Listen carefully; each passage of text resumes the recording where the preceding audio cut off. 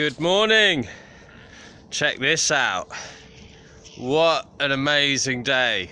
And it's so cool to be back at the floating spa. It's under renovation at the moment, but back in, I don't know, must be around 10 years ago, we shot an amazing video here. And you simply have to, I'll post the video in the comments, but you have to experience it to believe it. It's a great spot to enjoy and relax. So let's get through this ice. Oh, we got a big bit there. But around the same time,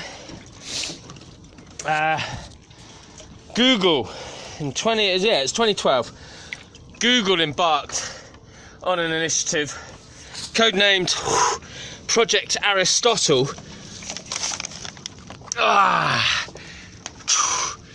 Where it studied hundreds of its teams to figure out why some teams soared and other teams stumbled.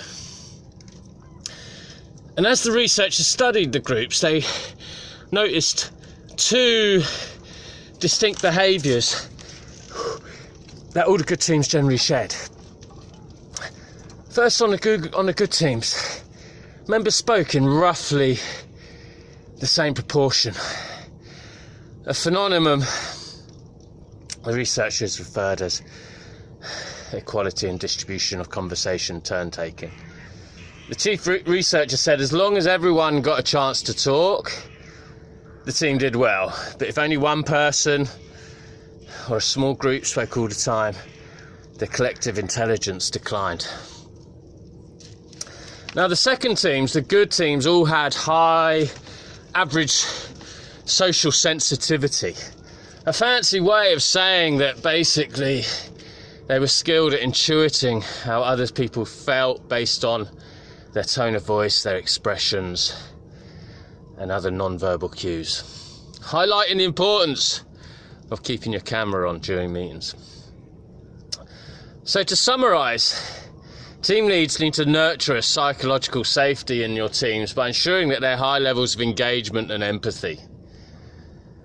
And what Project Aristotle taught people within Google is that no one can put a work face on, let's say, and then jump onto their sort of next meeting call. No one wants to leave part of their sort of personality and inner life at home.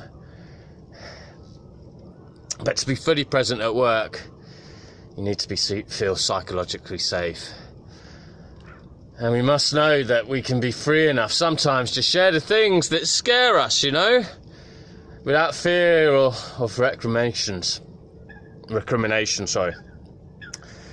This is especially the case when the boundaries between life at work have become, somewhat blurred.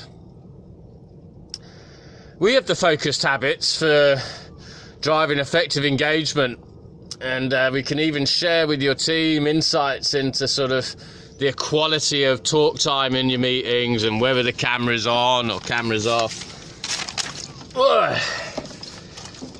But however, empathy is a little bit more challenging.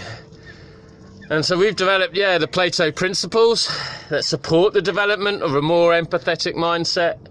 So that's to be people-focused, so understand for being understood, to listen actively and ask a lot of questions.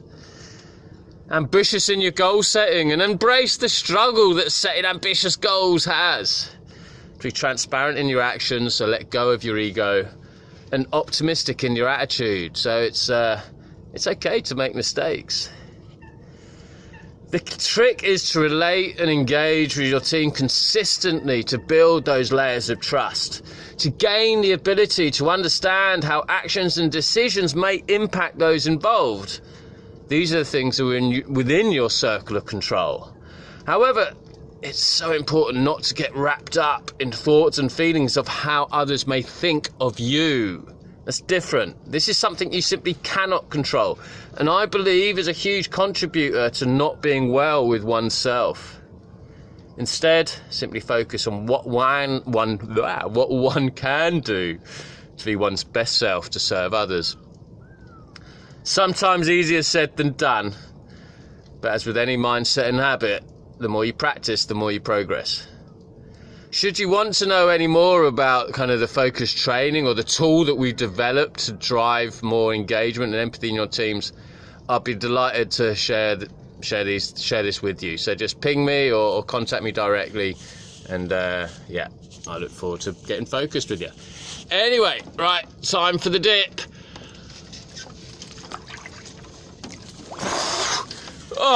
Enjoy this lovely day, guys. Lots of love. Bye bye now.